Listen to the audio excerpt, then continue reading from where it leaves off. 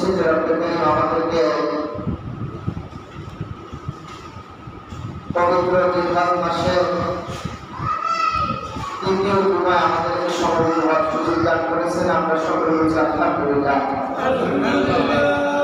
দুরূদ সালাম পেশ করছি মানবতার মুক্তির দিশারি সাইয়্যিদুল কাওনাইন বিশ্বনবী খাতামুন নবীন জনাব মুহাম্মদুর রাসূলুল্লাহ সাল্লাল্লাহু আলাইহি ওয়াসাল্লাম। সম্মানিত হাজিরিন, এই পৃথিবীতে যারা ঈমানদার, যারা নিজেদেরকে মুমিন দাবি করে, এমন খুব কম সংখ্যক ঈমানদারি পাওয়া যাবে যাদের অন্তরের ভিতরে কাবা শরীফে গিয়ে 2 রাকাত নামাজ পড়া, কাবা শরীফের গিলাফকে জড়িয়ে ধরা, বাইতুল্লাহকে জড়িয়ে ধরা, হাজরে আসওয়াদকে চুম্বন দেওয়া ইচ্ছা নাই। এমন খুব কম মানুষ আছে নাকি? সবার মনের ভিতরে এই কামনা বাসনা আছে যে রাসূল সাল্লাল্লাহু আলাইহি ওয়াসাল্লামের আদর্শ আমরা গ্রহণ করছি, যে রাসূল সাল্লাল্লাহু আলাইহি ওয়াসাল্লাম যে আমরা আমাদের জীবনের চাইতে বেশি ভালোবাসি, সেই রাসূল সাল্লাল্লাহু আলাইহি ওয়াসাল্লামের মসজিদে নববী রওজা মুবারকে গিয়ে একটু সালাম দেওয়ার ইচ্ছা সকলের আছে। তো আমরা অনেক হয়তো যেতে পারবো অথবা যেতে পারবো না। আমাদের আশা আকাঙ্ক্ষা যদি এটা পূরণ করা না হয়, তবে এমন কিছু আমল আল্লাহ সুবহানাহু ওয়া তাআলা এবং তার রাসূল সাল্লাল্লাহু আলাইহি ওয়াসাল্লাম আমাদেরকে বলে গেছেন, শিক্ষা দিয়ে গেছেন যে আমল করলে পরে আল্লাহ সুবহানাহু ওয়া তাআলা তার আমল নামায় হজ এবং ওমরার সওয়াব লিখে দেন। সুবহানাল্লাহ। এটা আমাদের জানা উচিত কিনা? হ্যাঁ, উচিত। কারো হজ সুযোগ হয়, হয়তো সর্বোচ্চ সে 100 বার হজ করতে পারে, তাও তার বয়স হইতে হবে কমপক্ষে 100 বছর নাকি? 100 বছর না হইলে 100 হজ করা সম্ভব না। সম্ভব? হ্যাঁ, সম্ভব না। মনে করেন 1 বছর থেকে সে যদি হজ করা শুরু করে, তাহলে তার 100 বছর পূর্ণ হলে সে 100 বার হজ করতে পারবে। এই কম বয়সে করা সম্ভব না। অন্য হজ বেশি করতে পারবে, 100 টাকা তার বেশিও করতে পারবে, সুযোগ আছে।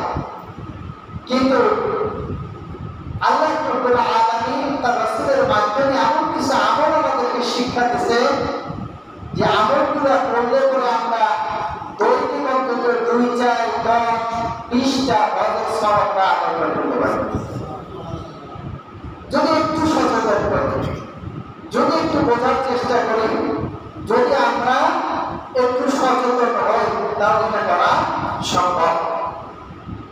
আসুন আজকে আমরা যে সমস্ত আমল করতে পারে আমরা হজ এবং ওমরার সওয়াব পেতে পারি, সে আমলগুলো আমরা শেষ করি ইনশাআল্লাহ। কিসের নিয়াতে? শোনার নিয়াতে নাকি আমলের নিয়াতে? আমলের নিয়াতে শোনার চেষ্টা করব। আল্লাহ রাসূল সাল্লাল্লাহু আলাইহি ওয়াসাল্লামের বাণী তিনি বলেন, ইন্নামাদ দুনিয়া বিআরবা'a নাফারা। পৃথিবীতে 4 শ্রেণীর মানুষ আছে। কয় শ্রেণী? 4 শ্রেণীর মানুষ রয়েছে। বলছে আব্দুল রাযাকাহুল্লাহু মালান ওয়া ইলমান ফাহুয়া ইয়াত্তাকিল্লাহ ফিহি রাব্বাহু। বলছে এর ভিতরে একটা ব্যক্তিকে আল্লাহ তাআলা মাল দিয়েছে এবং ইলম দিয়েছে, জ্ঞান দিয়েছে। কি দিয়েছে? মাল, সম্পদ দিয়েছে। আর কি দিয়েছে? ইলম দিয়েছে, বিদ্যা দিয়েছে, জ্ঞান দিয়েছে। এবং সে এই ব্যাপারে আল্লাহকে ভয় করে খরচ করেছে। তার ইলমটাও খরচ করেছে, তার মালটাও খরচ করেছে। কাকে ভয় করে? আল্লাহ তাআলাকে। আমার সাথে কথা বলে তাহলে পড়াটা মনে থাকবে ভাই। ক্লাস ছাত্র যদি ঠিক মতো উত্তর না দেয় তাহলে পড়া মনে থাকে? হ্যাঁ, মনে থাকে। উত্তর দিলে মনে করাটা ভালো থাকে। এবার বলছেন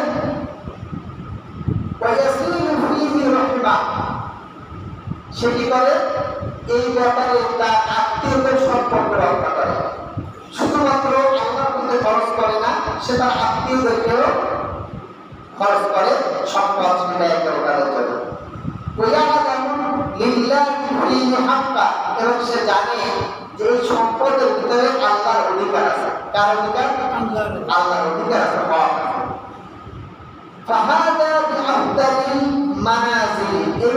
পৃথিবীর সর্বোত্তম মানুষ, একে উত্তম মানুষ। এই চার শ্রেণীর মানুষের ভিতরে ইনি হচ্ছে সর্বোত্তম মানুষ।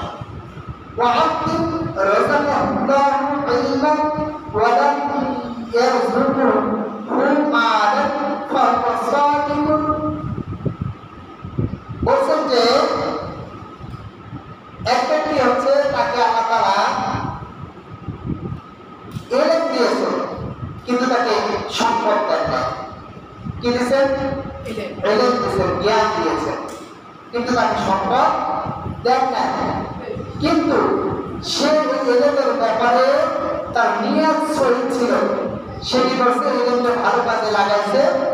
আর সে বলতো লাউ যদি আল্লাহি মালান লা আমতু বিআমালিন ফুলানি, যদি আমার সম্পদ থাকতো তাহলে আমি ওই প্রথম ব্যক্তির মতো খরচ করতাম। ফাহুয়া বিনিয়াতিন ফাআজরুহুমা সাওয়া।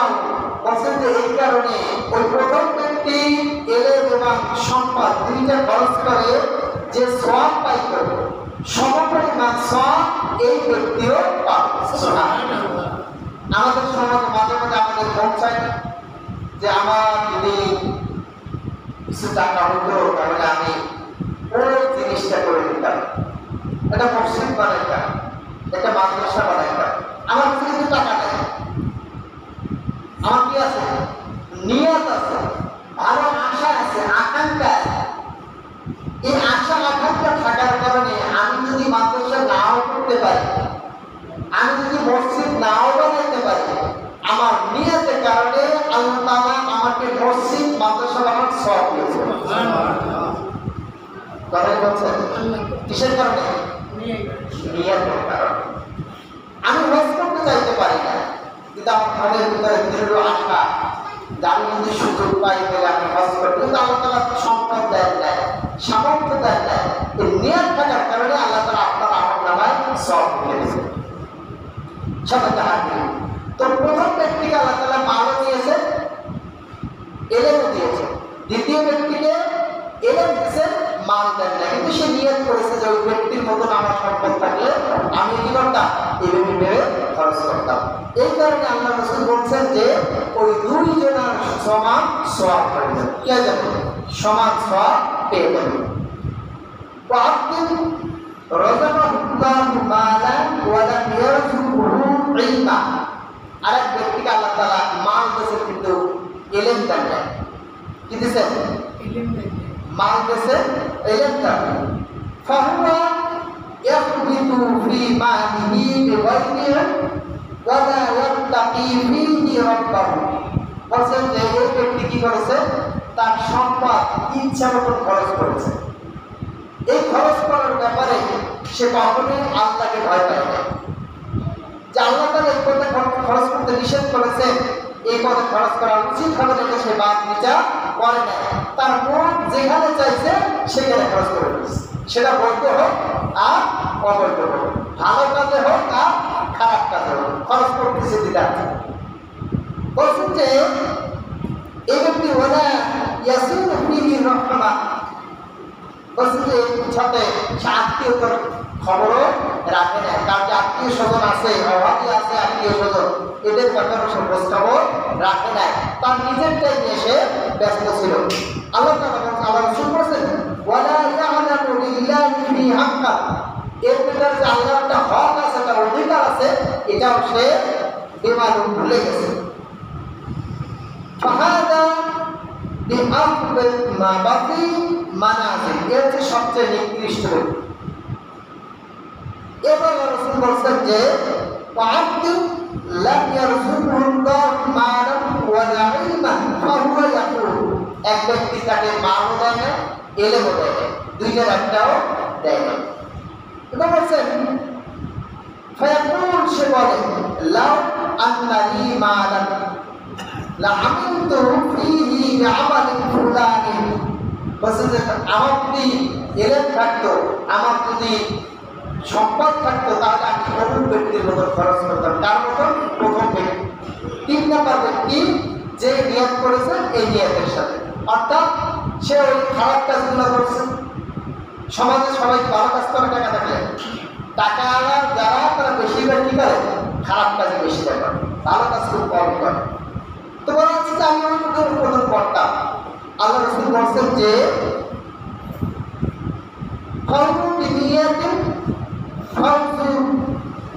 বলছেন যে এই কারণে তার কি করা হবে? তাকে গুনাহ দেওয়া হবে। ওই দ্বিতীয় ব্যক্তি, 3 নম্বর ব্যক্তি যে গুনাহের কাজ করেছে সমপরিমাণ। কারণ কি? সে ওই ব্যক্তির মতো নিয়ত করেছে। অথচ তার কি নাই? অর্থ সম্পদ এলেন কিছুই নাই। কিসের কারণে সে গুনাহ পাইছে? নিয়তের কারণে। সে নিয়ত করেছে ওই খারাপ ব্যক্তির মতো সে কি করবে? খারাপ কাজগুলা করবে। তাহলে এর দ্বারা বোঝা যায় যে নিয়ত হচ্ছে একটা গুরুত্বপূর্ণ বিষয়। আপনার সম্পদ না থাকলেও আপনি একটা সময় একটা কিয়ামতের দিন যে দেখবেন যে আপনার আমলনামায় অনেক অনেক সওয়াব লেখা আছে। তো ফেরেশতাদেরকে যখন জিজ্ঞেস করা হবে যে ফেরেশতা, তোমরা এই আমলনামায় কি লেখছো? এই আমলটা আমি কোনোদিনও করি না, তাই তোমরা এটা কেন লেখছো? তখন ফেরেশতারা জবাব দেবে, দেখো তুমি দুনিয়ায় বসে আশা করছিলা, আকাঙ্ক্ষা করছিলে যে আমার যদি সম্পদ থাকতো, আমার যদি জমি থাকতো, আমার যদি এলেম থাকতো, এই ভালো কাজগুলো করতাম। আল্লাহ তাআলা এই কারণে তোমাকে এই সবগুলো লিখে দিয়েছে। এজন্য কি করা দরকার? ভালো নিয়ত করা দরকার। আপনার আমার সম্পদ সবসময় লাগে না। কি দরকার ছিল? নিয়ত। যেটা আমার ইসমাঈল আলাইহিস সালামকে আল্লাহ তাআলা কি কুরবানি করেন নাই? করছেন নাকি? কি দেখছেন? নিয়ত দেখছেন যে আমার বান্দা নিয়ত কতটুকু সলিড আছে, কতটুকু ভালো আছে, এইটার উপর ভিত্তি করে আল্লাহ তাআলা তার কুরবানিকে কবুল করেছেন। এজন্য সকল ক্ষেত্রে আমাদের কি করা জরুরি? ভালো নিয়ত করা জরুরি। সবাই তাহাজির। এখন আসুন আমরা সংক্ষেপে করে খুব সংক্ষেপে জেনে নেব যে কোন কোন কাজ করলে পরে আমরা সওয়াব অর্থাৎ হজের এবং উমরার সওয়াব পেতে পারি। তার মধ্যে এক নম্বর হচ্ছে নামাজের পর তাসবিহ আদায় করা। কি আদায় করা? তাসবিহ আদায় করা। আমি তো মাঝে মাঝে যখন দেখি আপনারা একটু ব্যস্ত কম আছেন, আমার সময় কম লাগছে, তখন আমি আপনাদের বসাই আপনি দেখতে 33 সুবহানাল্লাহ 33 বার আলহামদুলিল্লাহ 33 বার তাকবীর পড়ার চেষ্টা করি। কিন্তু এটা তো সবসময় আপনাদের হয় না, ব্যস্ত থাকে। আল্লাহ রাসূল যে ব্যাপারে কি বলছেন দেখি আপনারা। আল্লাহ রাসূল বলছেন যে জাআত ফুকারা ইলা নবী সাল্লাল্লাহু আলাইহি ওয়াসাল্লাম। আল্লাহ রাসূলের কাছে একজন ফকির আসলেন। ফকির মানে অভাবী। সাহাবীদের কি সবাই ধনী ছিল? ধনী ছিল না। বেশিরভাগ কি ছিল? গরীব ছিল। তো এই গরীব সাহাবীরা আল্লাহ রাসূলের কাছে আসলেন, এসে বললেন, ক্বালু, তারা বললেন, যাহাবা আহাদু দুসুরি মিন আমওয়ালি বিদ্দারাজাতিল উলা। বলছেন যে আল্লাহ রাসূল, যারা ধনী ব্যক্তি তারা তো আমাদের থেকে আগে চলে যাচ্ছে, তাদের সম্মান মর্যাদা অনেক বৃদ্ধি হয়ে যাচ্ছে। তারা কি করছে? স্থায়ী নিয়ামত ভোগ করছে। তারা নামাজ পড়ে, আমরা যেমন নামাজ পড়ি, তারাও নামাজ পড়ে, আমরাও নামাজ পড়ি। তারা যেমন নামাজ রোজা রাখে, আমরাও কি রোজা রাখি, আমাদের মতন তারাও রোজা রাখে। কিন্তু তাদের অতিরিক্ত আছে সম্পদের কারণে, তারা এই সম্পদ দিয়ে হজ করে। কি করে বলতো? হজ করে। বলছে ওই আত্মা বিহুদা বিহা, এবং তারা এতে উমরা করে। এবার তারা জিহাদ করে। ওই একটা সাদকাতুনা, তারা সাদকা করে, দান করে। কয়টা কাজ বেশি করে? 4টা। কি কি? তারা হজ করে, উমরা করে, জিহাদ করে আর দান সদকা করে।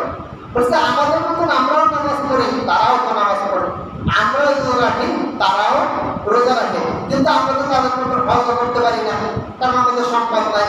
আমরা উমরা করতে পারি না, আমাদের সম্পদ নাই। আমরা জিহাদ করতে পারি না, আমাদের সম্পদ নাই। আমরা দান সদকা করতে পারি না, আমাদের সম্পদ নাই। বলছে এই চারটা আমার দিক কিন্তু তারা আগে চলে যাচ্ছে, তাদের ধ্যান কেউ কোথায়?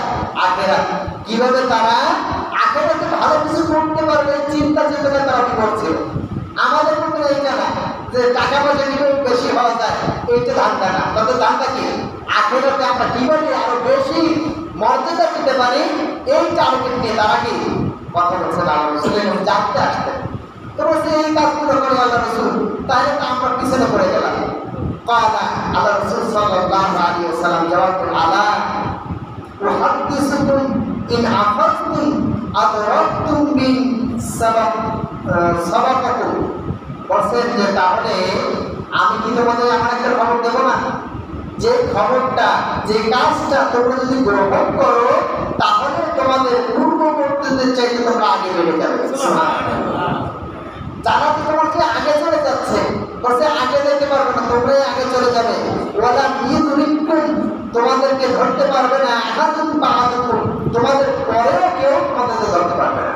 বলছে তোমরা এমন আগে বেড়ে যাবে যে আগে বাড়াটা হবে কি, তোমাদের পিছনে যারা আছে তার চেয়েও আগে বাড়বা, আর তোমাদের পরবর্তীতে যারা আসবে তাদের চেয়ে তোমরা আগে থাকবা। সুবহানাল্লাহ, আগে চলে যাবে। এমন কি বলে দেবো না? কে জিজ্ঞেস করছেন? যারা বলেন আল্লাহ রাসূল জিজ্ঞেস করছেন। কাদেরকে? ও যে গরিব যে সাহাবী, তাদেরকে জিজ্ঞেস করলেন যে আমি কি বলে দেবো তোমাদেরকে? আল্লাহ রাসূল বলছেন যে ওয়াকুনতুম খায়রা মিন আনতুম বাইনা যহরান আইহি ইল্লা মান আমিলা মিসলুহু। বলছে হ্যাঁ, তবে তারাও পারবে যারা তোমাদের মতন আমল করবে। সুবহানাল্লাহ। তাহলে আমাদের কি হতাশ করছেন না? হ্যাঁ, আমরা একটু হতাশ ছিলাম না যে তাদের মনে হয় আগে আর যাইতে পারবো না। আল্লাহ রাসূল কি করছেন আবার পরবর্তীতে যারা যে খবরদার তোমার পরবর্তীতে যারা আসবে তারাও যদি তোমাদের মতন এই আমলগুলো করে তারাও তোমাদের মতো সফল কাম করে। সুবহানাল্লাহ। আল্লাহ রাসূল বললেন যে তুসাব্বিহুনা, তোমরা কি করবে? তাসবিহ পাঠ করবে। তাহমাদুনা, তোমরা তাহমিদ পড়বে। তুকাব্বিরুনা, তোমরা তাকবীর পাঠ করবে। খালফা কুল্লি সালাতিন সালাসা ওয়া সালাতিনা, বলছে যে তোমরা নামাজ শেষে, ফরজ নামাজের পরে 33 বার সুবহানাল্লাহ, 33 বার আলহামদুলিল্লাহ এবং 33 বার আল্লাহু আকবার যদি পড়ো, তাহলে এই যতগুলো আমলের কথা বলা হয়েছে, তাদের হজ, তাদের উমরা, তাদের জিহাদ, তাদের দান সদকার সমপরিমাণ সওয়াব তোমাদের আমল নামে দেওয়া হবে। আমরা কত ব্যস্ত নাকি?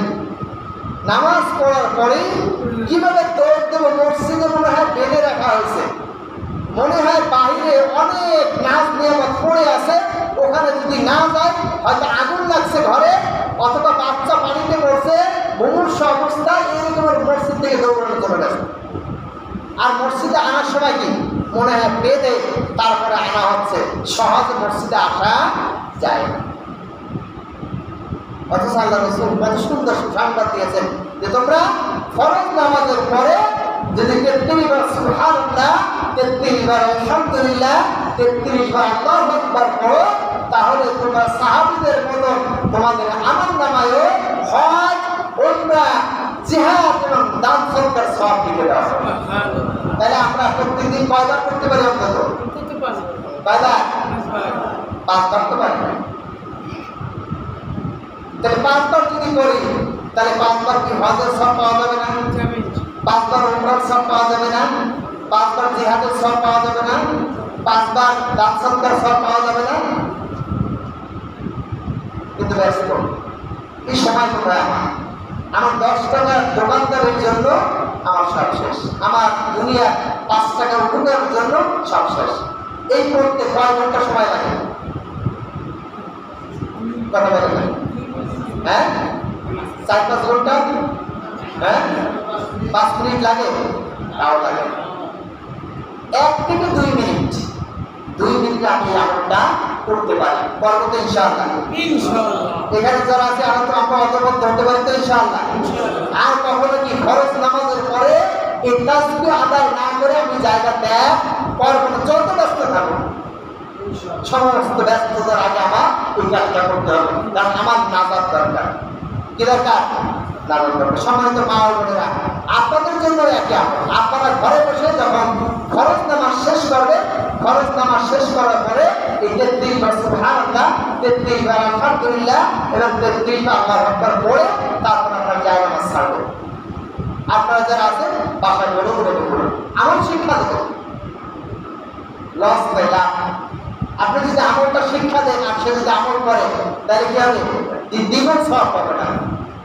তার পক্ষ থেকে একদম, আর আপনি করতেছেন একদম, তাহলে কয়টা হইল? লস না লাভ? জোরে বলেন লাভ।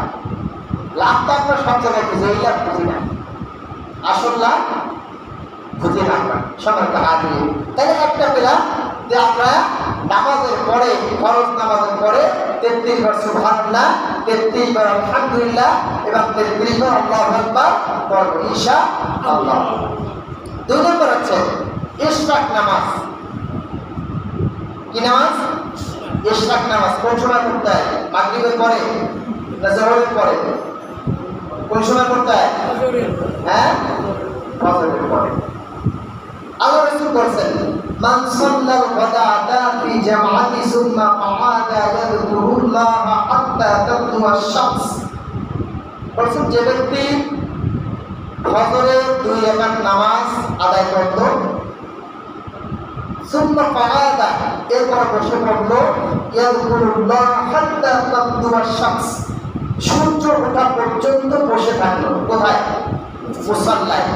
মা বোনদের জন্য নাকি যেখানে নামাজ পড়বে সেখানে বসে থাকবে।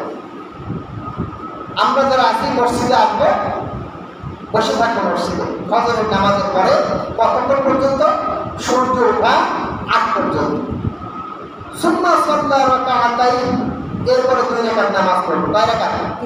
2 রাকাত। এখন ইশরাকের সময় হয় 5:30টায়। আপনার ফজর যদি 45 হয়, নামাজ পড়তে পড়তে 5টা 10 বাজে।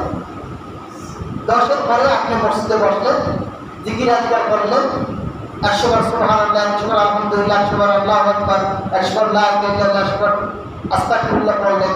কেউ যদি সূরা ইয়াসিন পড়তে পারে তাহলে একটু বলবেন, ভাই সূরা ইয়াসিন পড়ো, আমরা একটু শুনি। এই করতে করতে দেখবেন যে সময় কেটে গেছে। এরপরে আপনি 2 রাকাত নামাজ পড়বেন। কয় রাকাত? জোরে বলেন 2 রাকাত। কানাত লাহু কাআজরি, তার জন্য পুরস্কার, তার জন্য যাজা হাজ্জাতিন ওয়া উমরাহ, একটি হজ ও একটি উমরার সওয়াব পেয়ে যাবেন। সুবহানাল্লাহ। কয়টা? একটা হজ আর একটা উমরাহ। قال রাসূলুল্লাহ সাল্লাল্লাহু আলাইহি ওয়াসাল্লাম, আল্লাহ রাসূল সাল্লাল্লাহু আলাইহি ওয়াসাল্লাম বলেছেন যে তাম্মাতিন বলছেন যে তোমরা হয়তো ভাবতে পারো যে হয়তো একটু কম সওয়াব হবে, একটু অল্প কম নেই, রোজ হজ করতে এত সওয়াব, আর এখানে বসে এইটুকু সময় দেয়, এক সমান হয় নাকি? আল্লাহ রাসূল অভয়বাণী দিলেন, খবরদার, কোনো টেনশন করার দরকার নাই, আমি বলছি পরিপূর্ণ হজ এবং উমরা সওয়াব তোমরা পেয়ে যাবে। কয়বার বলছেন? 3 বার। কয়বার বলছেন? 3 বার। নিশ্চয় দেওয়ার জন্য তাম্মাতি, পরিপূর্ণ পরিপূর্ণ পরিপূর্ণ। সুবহানাল্লাহ বলবেন না? দুপুরে খাইছেন? কারা কারা খাইছেন দুপুরে? খাওয়া যায় না। সকালে খাইছেন? হ্যাঁ, তো সকালে যদি খান তার এখনো তো 100 আছে, আছে না? তা কি আপনি জিজ্ঞাসা করেন না বয়স হয়ে গেছে তাই ভাবতেছেন যে কত সব কিছু মাঝে মাঝে নাড়াচাড়া দিতে হয়, মুরব্বীরাই তো এখন বর্তমানে নাকি? ইসলামী দলের একজন নেতা তিনি বলছেন যে আমার বয়স 60 বছর, কিন্তু আমার কেউ বুড়ো পাবেন না। আমি বুড়ো বলতে কি আর আমার কাজের গতি কমে যায়। তাহলে আপনাকে বুড়া না যুবক? হ্যাঁ, আমি তো মনে করি যে বর্তমানে যাদের বয়স 30-35 আর বিরুদ্ধে যাদের বয়স 60, 65, 70 হয়ে গেছে, আমি মনে করি 60-70 ওয়ালারা ওই 35 বছরে যেতে যুবক, ঠিক না বলে? তারা আরো 2টা বিয়ে করতে পারে, সেই ক্ষমতা আছে। কিন্তু এখনকার 30-35 বছরের ছেলেরা বিয়ে করতে ভয় পায়। এই এত কিছু বলে কথা কি বলছেন? তাহলে যুবক কারা? যারা বলেন আমরা যুবক কারা? দাড়িটা কারা যুবক? পাওয়ার বাড়াইতে হবে, সবাই দাঁড়া দিলেন। আল্লাহ রাসূল সাল্লাল্লাহু আলাইহি ওয়াসাল্লাম বলেছেন, মান সাল্লা সালাতাল গাদাত ফি জামাআতি, যে ব্যক্তি ফজরের নামাজ জামাতের সাথে আদায় করলো, সুম্মা জালাসা, এরপরে বসলো, ইয়াযকুরুল্লাহ হাত্তা তাতলুআ শামস, এবং বসে বসে তাসবিহ তাহলিল আল্লাহর স্মরণ করতে থাকলো, আল্লাহর জিকির আজকার করতে থাকলো সূর্য ওঠা পর্যন্ত। সুম্মা কামা, এরপর এরপরে 2 রাকাত নামাজ আদায় করলো। ইনকালাবা বিআজরি হজ্জ ওয়া উমরা, তার আমল নামায় একটি হজ বা উমরার সওয়াব লিখে দেওয়া হলো। সুবহানাল্লাহ। এই জন্য তাহলে আমরা কি ওই কাবায় না গিয়েও এটা এই সবটা পেতে পারি, তবে মোড়ের তৃপ্তিটা কিন্তু আলাদা ব্যাপার। সেটা কি বলছেন আর কিন্তু সেটা বলেন নাই যে ওইখানে না যাইয়ে তো তোমরা তৃপ্তি পাবে, এটা বলেন নাই, সব পাবা। তৃপ্তি কি পাওয়া যাবে? হ্যাঁ, ওইখানে যাই তৃপ্তি পাওয়া আর এখানে তৃপ্তি এক হবে না। সব আপনার আল্লাহ তাআলা দিলেন, কোনো সন্দেহ নাই, কিন্তু তৃপ্তি পাওয়ার জন্য ভিন্ন কথা। তাহলে আমরা 2 নম্বর কি পাইলাম? ইশরাক নামাজ যদি কেউ পড়ে তাহলে তার আমল নামে কি লেখা হবে? একটি হজ আর একটি উমরা। যারা বলেন একটি আর একটি কি নামাজ পড়লে? ইশরাকের নামাজ কখন পড়তে হয়? ফজরের পরে। ঠিক আছে তো? মনে থাকবে তো? এই আমলটা করবো ইনশাআল্লাহ। কারা কারা করবো? হাত দেখাই তো। হ্যাঁ, তাহলে কি মসজিদে পাওয়া যাবে তো ইনশাআল্লাহ? ফজরের পরে কেউ যদি খোঁজতে আসে বাসায়, বাসাকে নিয়ে কি বলবে? মসজিদে আসে। মনে থাকবে তো? বাসায় যেন কাউকে না পাওয়া যায়। যদি খোঁজ নিতে আসে বাসায় ফজরের পরে, বলতে কোথায়? তারা মসজিদে আসে, যাই যাবে মসজিদে পাবে। এটা যেন পরিচালক হয়, তাহলে আল্লাহ তাআলা রহমত এবং সাকিনা নাযিল করবে ইনশাআল্লাহ। শুধু হজ আমরা না, পরিবেশটাই কি হয়ে যাবে? পরিবর্তন হয়ে যাবে। সবাই হাজির। 3 নম্বর হচ্ছে চাষের নামাজের উদ্দেশ্যে মসজিদে যাওয়া। কিসের উদ্দেশ্যে? চাষের উদ্দেশ্যে। আল্লাহ রাসূল বলেছেন, ওমান খারাজা ইলা তাসবিহিদ দুহা লা ইয়ানসিবুহু ইল্লা ইয়্যাহু ফাআজরুহু কাআজরি মুওয়াক্কামিন। বলেন যে ব্যক্তি ইশরাকের নামাজ পড়ার জন্য, চাষের নামাজ পড়ার জন্য মসজিদে যায়, চাষের নামাজ পড়ার জন্য মসজিদে যায়, আল্লাহ তাআলা তার আমল নামায় একটি উমরার সওয়াব লিখে দেবেন। সুবহানাল্লাহ। একটি উমরার সওয়াব লিখে দেবেন। চাষের নামাজ কোনটা? চাষের নামাজ হচ্ছে সাধারণত বেলা ওঠার পরে, পরিপূর্ণ যখন বেলা উঠে যায়। ইশরাক হচ্ছে বেলা ওঠার সাথে সাথে, আর চাষ হচ্ছে বেলা একটু কি হয় যখন? একটু বাড়ে যখন। এখনকার সময় আমরা ধরে নিতে পারি 7টা, 8টা, 9টা, এই সময়টা হচ্ছে ইশরাকের চাষের নামাজ। এই চাষের নামাজটা আদায় করার জন্য যদি কারো বাসায় সমস্যা হয় যে বাসায় নামাজ পড়ার পরিবেশ নাই, আমি নামাজ পড়বো, সেই পরিবেশ নাই, এখন আমার মসজিদে যে নামাজ আদায় করতে হবে, এই নিয়তে যদি সে মসজিদে আসে, তার আমল নামায় আল্লাহ তাআলা কি করবে? একটি উমরার সওয়াব লিখে দিবে। সুবহানাল্লাহ। শুধু তাই না, আল্লাহ রাসূল বলেন এই যে চাষের নামাজটা, এটা হচ্ছে আমাদের যে গিট আছে শরীরে, কয়টা গিট আছে? 360টা। কয়টা আছে? 360টা গিট আছে, জোড়া আছে। বলছে এই নামাজটা হচ্ছে শরীরের পক্ষ থেকে সাদাকা, একটি দান, একটি শুকরিয়া। যে ব্যক্তি নামাজ আদায় করে, এই গিটের পক্ষ থেকে এটা কি হয়ে যায়? সদকা হয়ে যায়। সুবহানাল্লাহ। শুধু তাই না, আল্লাহ রাসূল আরো বলেছেন এই নামাজটা পড়লে যেন সে যেন লাইলাতুল কদরের নামাজ আদায় করবে। আমরা জানি না, তাই আমল করার চেষ্টা করি না। জানবো আর কি করবো, আমল করার চেষ্টা করবো, করবো তো ইনশাআল্লাহ। মা বোনরা যারা শুনছেন এই আমলটা সবার জন্য, শুধুমাত্র যে পুরুষদের জন্য তা না। আপনারা যারা আমার কথাগুলো শুনছেন মনোযোগ দিয়ে শুনবেন এবং আমলগুলো করার চেষ্টা করবেন। তাহলে আমরা পেলাম, যদি মসজিদে কারো যায়, ঘরে যদি জায়গা না থাকে, তার যদি সেদিন নামাজের উদ্দেশ্যে যদি মসজিদে আসে, চাষের নামাজে তার আমল নামে কি লেখা হবে, একটি পরিণতি উমরার সওয়াব লিখে দেওয়া হবে। বর্তমানে একটি উমরা করতে প্রায় 1.5 লাখ টাকা খরচ হচ্ছে, কম করে 5 লাখ 1.5 লক্ষ টাকা। আপনি আমি অনেকে এখানে আসি যাদের টাকা কোনোদিনও সম্ভব হবে আছে না। আমরা কয়েক ভাই নিয়ত করছিলাম যে আমাদের এই এলাকার থেকে আমরা উমরায় যাব। যারা যারা ইচ্ছুক আছেন নিয়ত করবে এবং আমরা একটু বসে মশলা করে কিভাবে আমরা যেতে পারি। দেখা যাচ্ছে যে আমরা অল্প অল্প টাকা বসে 2 বছর বা 3 বছর পরেও যদি হয়, আমরা যদি নিয়ত করতে পারি সশরীরে যেন আল্লাহর ঘর রাসূলের রওজায় পর্যন্ত পৌঁছতে পারি, এই চেষ্টা করা যাবে না ইনশাআল্লাহ। ইনশাআল্লাহ বিশেষ করে যুবকরা যারা আছেন আপনাদেরকে অনুরোধ করবো এভাবে পদক্ষেপ গ্রহণ করেন, আমি আপনাদের সাথে আছি ইনশাআল্লাহ।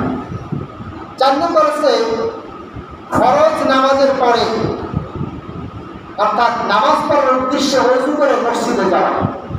এটা হচ্ছে হজ এবং উমরা করা সমতুল্য সওয়াব আল্লাহ তাআলা।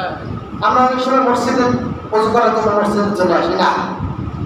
পদ্ধতি হচ্ছে আপনি বাসা থেকে ওযু করে মসজিদে আসবেন। আল্লাহ রাসূল এর ফায়দা বলেছেন, এটা মানে বলেছেন, মান খারাজা মিন বাইতিহি মুতাতাহহিরান ইলা সালাতিল মাকতুবা ফাজরুহু কাজিল হজ ওয়াল উমরা। যে ব্যক্তি ফরজ নামাজ আদায়ের জন্য বাসা থেকে ওযু করে আসে, তার আমল নামায় হজ এবং উমরার সওয়াব লিখে দেওয়া হয়। সুবহানাল্লাহ। কিসের সওয়াব লেখা হয়? হজ এবং উমরা। কখন লেখা হয়? যদি কেউ বাসা থেকে ওযু করে ফরজ নামাজ পড়তে মসজিদে আসে। আমলটা কি খুব কঠিন? কথা বলেন, কাজটার মধ্যে কঠিন। আপনার এমন হতে পারে যে ওযু ভেঙে যাওয়া ছাড়তেছে না, আপনি বাসা থেকে ওযু করে আসবেন, আল্লাহ তাআলা অন্তর দেখবে যে আমার বান্দা আমাকে খুশি করার জন্য সে বাসা থেকে ওযু করে এসেছে। মাঝখানে 10 বার ওযু ভেঙে যাক, সমস্যা নাই, আপনি এসে আবার ওযু করবেন প্রয়োজনে। কিন্তু আপনি যে বাসা থেকে ওযু করে আসলেন, এটা আপনার নিয়তের কারণে আল্লাহ তাআলা আপনার আমলনামাও সমপরিমাণ নেকি আল্লাহ লিখে দেবেন। সুবহানাল্লাহ। পারবো না আমরা ইনশাআল্লাহ? চেষ্টা করবো। আমরা ছোট্ট ছোট্ট আমল, এই আমল করতে অনেক খরচ হয় না, অনেক সময় লাগে না, খালি একটু নিয়তের দরকার।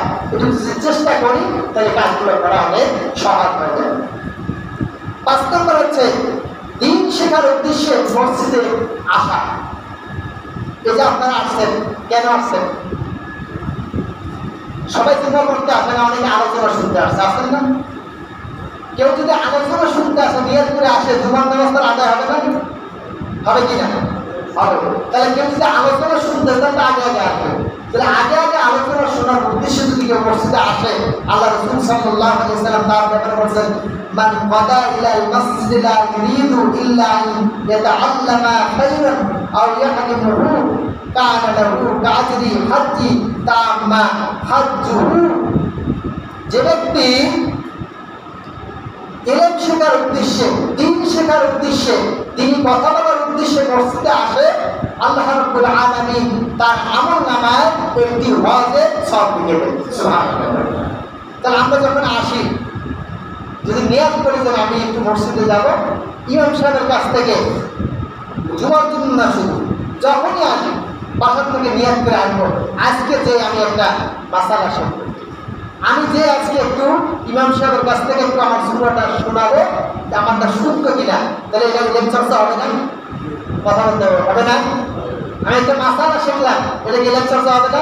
তাহলে আমি যদি সেই নিয়েতে আসি, তাহলে আমার নামে কি লেখা হবে? কথা বলেন না সবাই, কিসের সব? তাই আপনারা কথা না বললে আমার মনে হয় যেন আপনার বুঝতে কষ্ট হয়, তা আমার কিন্তু কথা বলতে ইচ্ছা করে না। আপনারা যদি জবাব দেন তাহলে বলতে আপনারা বুঝতেছেন, আর জবাব না দিলে তো বলতে আমি বুঝতে সক্ষম, আমি বুঝতে পারি না। কিসের সব লেখা হবে? কি করলে? ইলম শেখার উদ্দেশ্যে মসজিদে যদি আসে কেউ, শিখানো বা শেখা দুইটাই। তাহলে আপনার এই বক্তব্য মসজিদে চলে না? কথা বলেন, চলে কিনা? তাহলে এখন ইমাম সাহেব বক্তব্য করাচ্ছেন, আপনারা যদি বাসার থেকে আপনাদের সন্তানদের পাঠাই দেন, তাহলে ও তো শিখতে আসলো, আপনি শিখাইতে পাঠাইলেন, তাহলে আপনার সব হবে না? কি সব হবে? কথা বলেন না, হজের সব হবে। কারণ আপনার সন্তানের হজের সব মানে আপনাদের একটা সহযোগিতা করছেন, তাহলে সমপরিমাণ সব আল্লাহ তাআলা আপনার আমলনামায় দিয়ে দেবেন। তাহলে আমরা কি সন্তানদের বক্তব্য পাঠাবো না? হ্যাঁ, পাঠাবো তো। সকালবেলা যত ঘুম থাক সব ঘুম বাদ দিয়ে আগে বক্তব্যে যাও। দুইটা লাভ, এক আপনার সন্তান ইলম শিখলো, দুই আপনার আমলনামায় কি হলো? মা বোনরা যারা আছেন, পুরুষরা যদি মসজিদে আগে চলে আসে আপনারা পাঠাই দেবেন, তাহলে এই সবটা আপনাদের আমলনামায় চলে যাবে। চেষ্টা করবেন যার যার অবস্থান থেকে। আমাদের দুনিয়া আমরা আসছি কিসের জন্য? নেকির জন্য। আমরা নেকির কাঙ্গাল। কিয়ামতের দিনে একটা নেকির জন্য কত দৌড়াদৌড়ি করবে, কেউ কাউকে নেকি দিবে না। তাহলে সেই নেকি যদি আমি দুনিয়া থেকে নিয়ে যেতে পারি, সেটা ভালো না?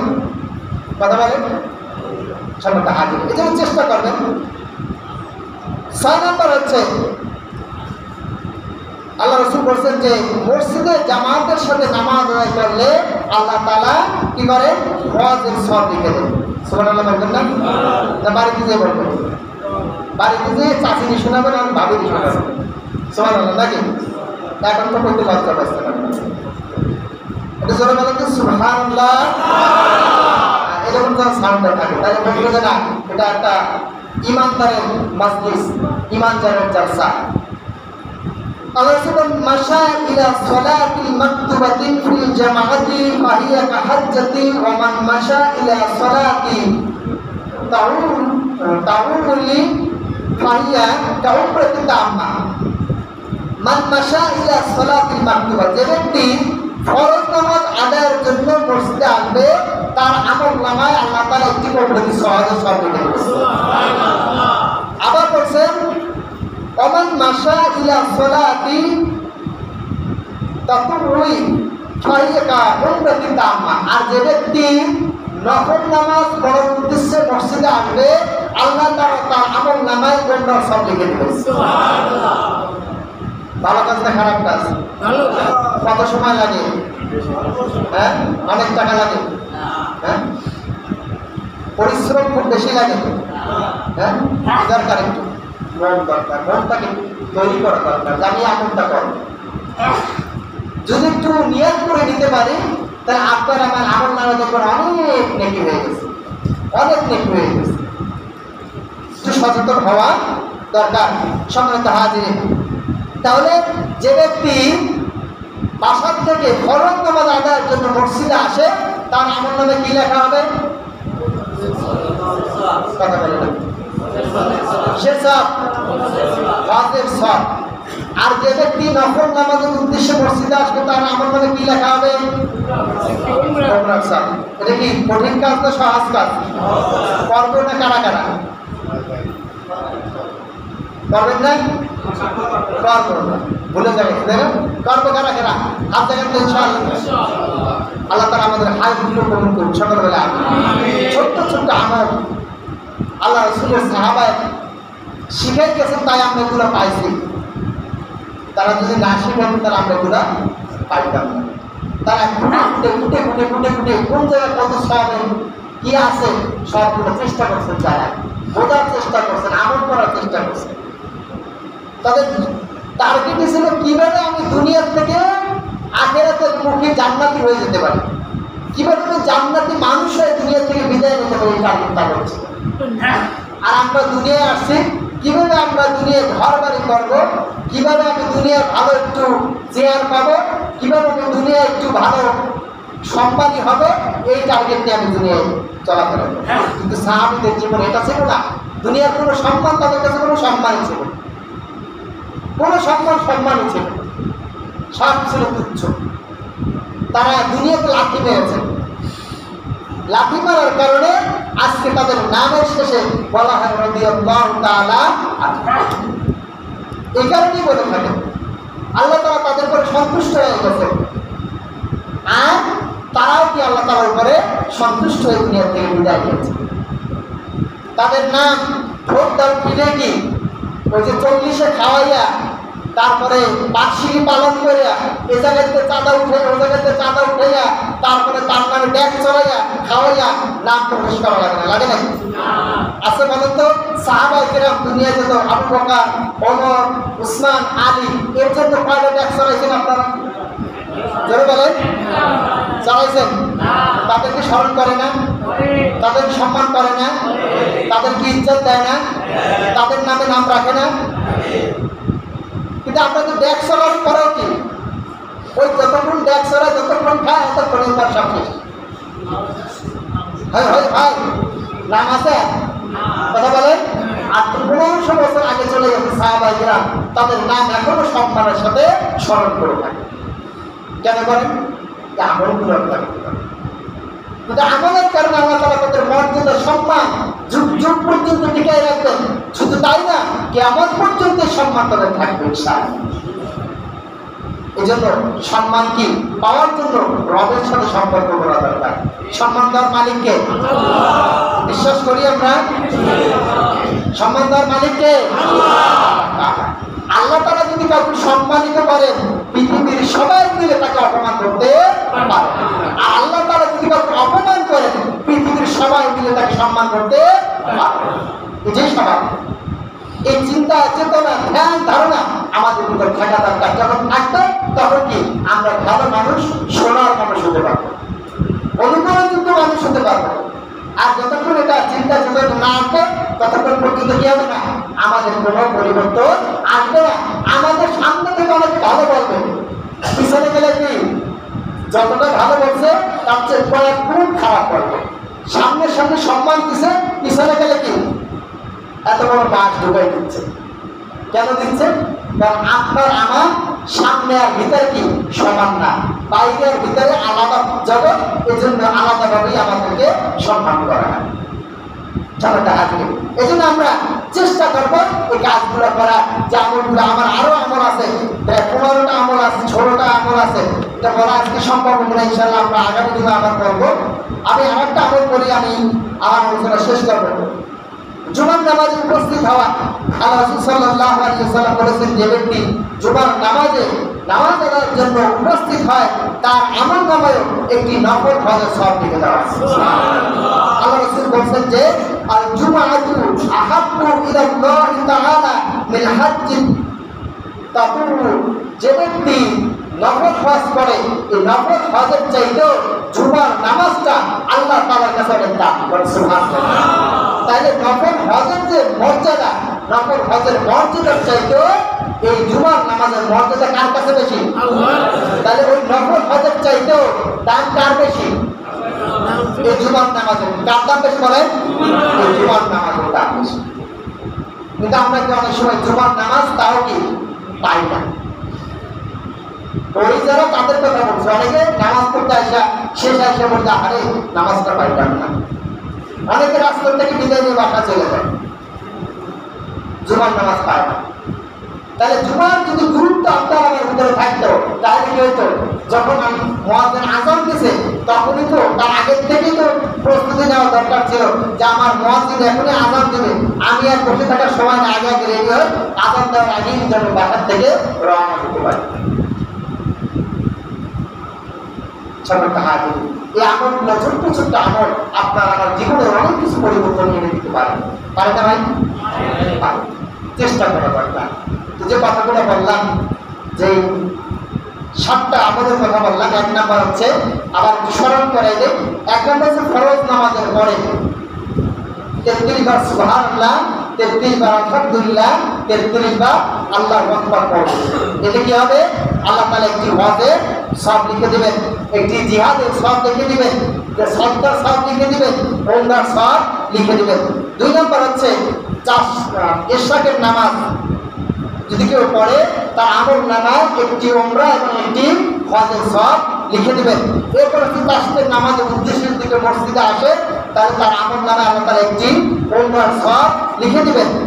4 নম্বর হচ্ছে ফরজ নামাজ ওযু করে যদি কেউ মসজিদে আসে তাহলে তার আমল নামায় যদি ফরজ নামাজ হয় তাহলে একটি ওয়াজ, আর যদি নফল নামাজের উদ্দেশ্যে মসজিদে আসে তাহলে একটি ওমরার সওয়াব লেখা দিবেন। 5 নম্বর হচ্ছে যে ব্যক্তি দিন শিকার উদ্দেশ্যে মসজিদে আসবে বা দিন শিকার উদ্দেশ্যে মসজিদে আসবে তার আমল নামায় আল্লাহ তাআলা একটি ওয়াজের সওয়াব লেখা দিবেন। 6 নম্বর হচ্ছে যে ব্যক্তি জামাতের সাথে নামাজ আদায়ের জন্য মসজিদে আসবেন ফরজ নামাজের জন্য, আল্লাহ তাআলা তার আমল নামায় ওয়াজের সওয়াব লিখে দেবেন। আর যদি নফল নামাজের হয় তাহলে কি হবে, তার আমল নামায় ওমরার সওয়াব লিখে দেবেন। 7 নম্বর হচ্ছে যে ব্যক্তি জুমার নামাজের উদ্দেশ্যে মসজিদে আসবে, জুমার নামাজ আদায় করবে, আল্লাহ তাআলা তার আমল নামায় একটি নফল হজের চাইতেও উত্তম সওয়াব লিখে দেবেন। সুবহানাল্লাহ। 8টি আমল আমি বললাম, 7টি আমল। এই 7টি আমল কারা কারা আমরা করবো ইনশাআল্লাহ? হাত জায়গায় একটু। আল্লাহ তাআলা আমাদের হাতগুলোকে কবুল করুন সকলবেলা আমিন। আমরা অনেক ব্যস্ত, এই ব্যস্ততার মাঝেও আমাদের আমলগুলো করে নিতে হবে, কারণ আমরা মরে যাব। আমাদের কবর 1 নম্বর ধাপ, আমাদের কিন্তু কবর ঠিকানা না। ঠিকানা আমাদের কবর বলেন, আমরা অনেকে বলি যে কবর আমার শেষ ঠিকানা, না, ও ঠিকানা শুরু। কবর কি ঠিকানা শুরু, প্রথম ঠিকানা কবর, দ্বিতীয় ঠিকানা হাসর, তৃতীয় ঠিকানা জান্নাত অথবা জাহান্নাম। ঠিকানা ওইটা ঠিকানা শেষ না, ওটা কেবল শুরু ঠিকানা। তাহলে ওই ঠিকানাগুলো যদি বাঁচতে হয় তাহলে আমাদেরকে ভালো আমল করে যাওয়া উচিত। আল্লাহ তাআলা আমাদের সকলকে কবুল করুন। আসসালামু আলাইকুম ওয়া রাহমাতুল্লাহি ওয়া বারাকাতুহু।